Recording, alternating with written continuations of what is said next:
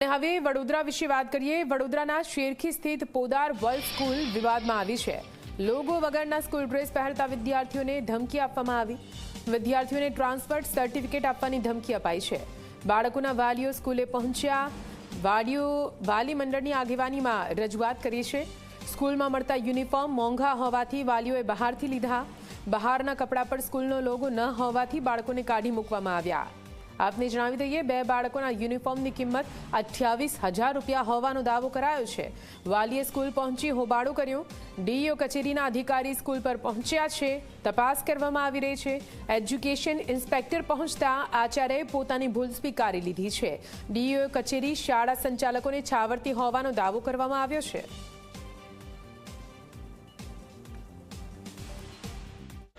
સમસ્યા સાહેબ એટલી જ છે કે 2-3 દિવસ પહેલાં મારા ફર્સ્ટ ડીમાં જે અયાંશ સિંહ ભણે છે, બરાબર, એને પી ટીચરે એમના ક્લાસમાંથી કાઢી મૂક્યા 8 સ્ટુડન્ટને। અને એનું રીઝન ખાલી એટલું જ હતું કે એના યુનિફોર્મની જે પેન્ટ છે એની ઉપર એનો પોદાર સ્કૂલનો લોગો નહીં હતો।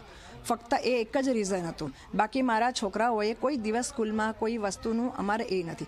અમારે 4 થી 5 ઇસ્યુ થયા હતા જે જ્યારે વિન્ટરની સિઝનમાં જેકેટ માટે થયા હતા, જે મેં એમનું વિન્ટર જેકેટ અમે અહીંયા સ્કૂલમાંથી નહોતું ખરીદ્યું। તો મારા છોકરાએ જે પ્લેન બ્લુ જેકેટ પહેરીને આવ્યો હતો ત્યારે એનું સ્વેટર એ જેકેટ કઢાઈને એને પૂરો ઠંડીમાં રાખ્યો હતો। ત્યારે અમારે સ્કૂલ સાથે થોડુંક એ થયું હતું। મારા હસબન્ડે ત્યારે પણ ડીઓને એ કર્યો હતો, સ્કૂલમાં એ કર્યો હતો। પછી એમની કોર્ડિનેટરનો પછીથી મેસેજ બી આવ્યો હતો। અને જેવો મેં વિડીયો મોબાઈલ માં જોયું યુટ્યુબ પર કે ગવર્મેન્ટનો એ છે, એટલે મેં તરત અમારા પેરેન્ટ્સ ગ્રુપમાં મૂક્યો।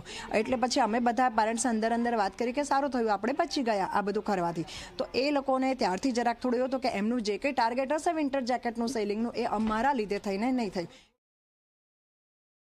સ્ટાર્ટિંગના જે બી યુનિફોર્મનો જે સેટ્સ હતો એ અમે અહીંથી બાય કર્યો। પછી મેં જોયું કે અમારા 1-2 જણ છે એ લોકોએ ઘણા બધા એ નથી, તો મેં આજે પ્લેન જીન્સનું પેન્ટ છે મેં એ બહારથી બાય કર્યું જે 700માં મને પડ્યું, એ મોલમાંથી, બરાબર। મારી સાથેના એક પેરેન્ટ્સ છે, એમણે કીધું કે મેં તો 300 રૂપિયાનું જ લીધું છે અને અહીંયાથી 1300નું પડે છે, એ બી એટલી સારી ગુડ ક્વોલિટી નથી।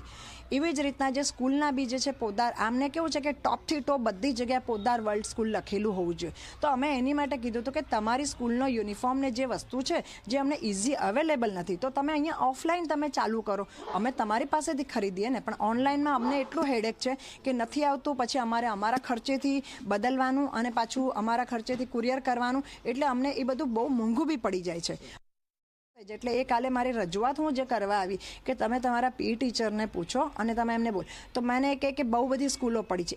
એ મારી વાત સાંભળવા તૈયાર જ નહીં હતા। જે મારો પ્રોબ્લેમ હું લઈને આવી કે તમે મારા છોકરાને બહાર ના કાઢી શકો, હું આજે સ્કૂલની ફી ભરું છું, તો તમે એનો ક્લાસ કેવી રીતે મિસ કરો અને 45 મિનિટ તમે આજે 6 વર્ષના છોકરાને તમે કેવી રીતના તમે એ કર્યું। મને કીધું કે તમે અલાઉડ નથી અને મારા હસબન્ડને પ્રેશર કર્યું કે તમારી વાઈફને કહો કે એ લેખિતમાં અમને રિટર્નમાં માફી આપે, અને છતાં તો હું આજને આજ નહીં તો અગર લખીને આપે તો હું આજને આજે ટ્રાન્સફર સર્ટિફિકેટ હું તમારા છોકરાઓનું કરી નાખીશ। ના, અત્યારે મને તો ગઈકાલથી જ એમણે કીધું કે આ સ્કૂલની પ્રિમાઇસીસમાં નહીં જોઈએ કે તમારી વાઈફ ડેન્જરસ છે અને એ છે। હવે મને એ નથી ખબર પડતી કે ડેન્જરસ આજે તમે મને આક્ષેપો કરો, તમે મને continuous you are bad parents, you are bad parents, you bad manners, you are not good parents. મેં એકદમ મારે ગુડ પેરેન્ટ એ મને 10 વખત મેં કીધું તમે મારું સોલ્યુશન કરો કે તમે મારી વાત, આ સ્કૂલની પોલિસી છે, બીજી ઘણી બધી સ્કૂલ છે। અરે પણ ઘણી બધી સ્કૂલમાં મને જવું હોય તો હું પછીથી જાઉં, પણ આ વર્ષ તો મારે કન્ટિન્યુ કરે, એટલે પછી તો તમે મારું સામે મેં કીધું કંઈ વાંધો નહીં, મને જો અગર તમે નહીં કરો તો હું તો બીજો કોઈ રસ્તો, હું એમએલએ ને કે કોઈનો સપોર્ટ, તો એટલું એ સાંભળીને તો એનો ઈગો એટલો હર્ટ થઈ ગયો। તમને ખ્યાલ છે ને ગુજરાત સરકારની પણ ગાઈડલાઇન છે કે આવું કોઈ ફરજિયાત નથી। જ્યાં પેરેન્ટ્સને સસ્તું સારું મળતું હોય ત્યાં વાલી જઈને લઈ શકે છે। આ ગુજરાત સરકારની પણ ગાઈડલાઇન છે। તેમ છતાં પણ આ શાળા સંચાલકો બેફામ બન્યા છે અને દાદાગીરી કરી રહ્યા છે અને વાલીઓને અને જે છોકરાઓ છે એમને હેરેસમેન્ટ કરી રહ્યા છે કે ખાલી એક પેન્ટના બાબતે કે પેન્ટમાં લોગો નથી। અરે સાહેબ, તમે આઈ કાર્ડ આપ્યું છે, તમારી ટી શર્ટ જે પહેરી છે એના પર તમારો લોગો છે, તો તમારે પેન્ટની અને ખિસ્સાની સાઈડમાં તમારા લોકોને આટલી બધી ઇસ્યુ બનાવવાનો કોઈ જરૂરત જ નથી। હવે વિચાર કરો કે વાલીઓ આજે ફીસ ભરતા હોય બાળકોના સારા ફ્યુચર માટે અને એમને જો તમે અંદર ના જવા દેતા હોય, એમનું આર્ગ્યુમેન્ટ એવું છે કે ભાઈ પેરેન્ટ્સ વાલી જે છે એ એગ્રેસિવ રીતે, તો તમે આજે એક પ્રિન્સિપલ છો, તમારી એક પ્રિન્સિપલ, તમે એક રિસ્પેક્ટેડ પોસ્ટ છો, તમે શું કામ એગ્રેસિવ રીતે તમે સામે પેરેન્ટ્સને આંગળી બતાવીને વાત કરો?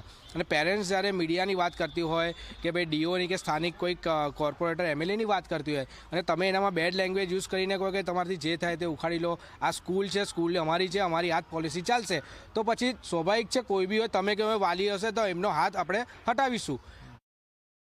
आपके इस बच्चों को हम टीसी दे रहे हैं, आप लेके चले जाओ. कल मेरी वाइफ और मैम के बीच में हीटेड आर्ग्यूमेंट हुआ था, उसको लेके उन्होंने बोला आपने स्कूल भेज दिया, अभी क्या आओ और लेके जाओ.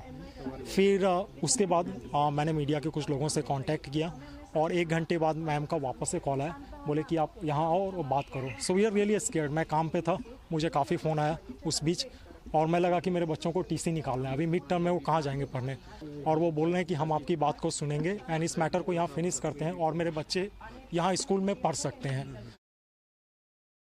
एक भी इश्यू नहीं है यहाँ पे. हमारे पेरेंट्स को जो भी इश्यू है हम जो भी सॉल्व करने के लिए तत्पर है, हम करेंगे और हमारी ड्यूटी भी वही है. हमारे पेरेंट्स हमारे लिए सर्वोच्च है और पेरेंट्स को कुछ भी प्रॉब्लम हो तो हम हमेशा करेंगे, आज नहीं कल नहीं, हमेशा करेंगे. और कोई हमको इसके लिए किसी की जरूरत ही नहीं है बीच में आने की. हमारे पेरेंट्स के लिए हम हमेशा तत्पर है.